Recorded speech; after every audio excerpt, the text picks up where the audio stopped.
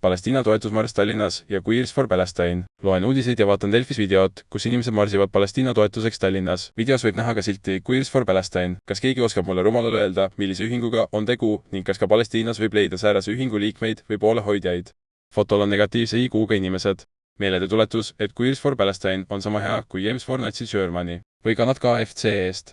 Miks Eesti noored toetavad Hamasi terroriste? Kus kohas see ajupesu algab Eestis? Meie kõrgkoolid, kohalikud moslemid. See on kohutav. Kas need inimesed saavad aru, et nad toetavad avalikult islami terroriste? Seal oli täna plakat Queers for Palestine. Kas nad ei saa aru, et homod tapetakse islamimaadest mõne päeva jooksul, avalikult ja seaduslikult? Vaata neid, paraku on tegemist katkiste inimestega, keda on kunagi kiusatud ja kellel sellest ajast verest tuline viha ebaõigluse vastu ja üks hetk saavad nad ühel või teisel moel oma turvalises kajakambris kokku ja tunnevad ennast kuskile kuuluvana. De facto tihti minnakse mingi äärmusliku asjaga kaasa impulsiivse emotsiooni pealt ja liiguvad mööda spiraali üsna kiiresti täiesti äärmusesse, kus enam ise teemast väga aru ei saa, aga surutakse edasi. Eestis igasugune Palestiina toetuse protestide korraldamine on otsene lollus. Kui vaadata kas või meie julgeoleku perspektiivist, Iisrael on üks põhiline varustaja meie kaitseväele. Eks see ole sarnane tsirkus, nagu olid kliimastreigid. Mingi osa eestlasi kuidagi on sündinud nii lollina, et lähevad igasuguste tsirkustega kaasa.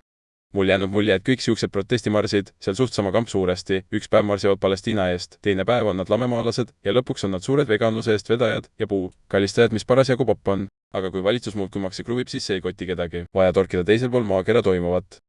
Ajab südame pahaks kogu see woke-kultuur, osades araabia riikides keelatud need Palestiina meeleavaldused, aga Euroopa kui maailma pellik, siin on kõik lubatud. Laseme aina sisse neid moslemeid ja kasvatame nende lapsi valgete rahade eest. See, mis UBAs praegu toimub nende paadipõgenikega, on lihtsalt uskumatu.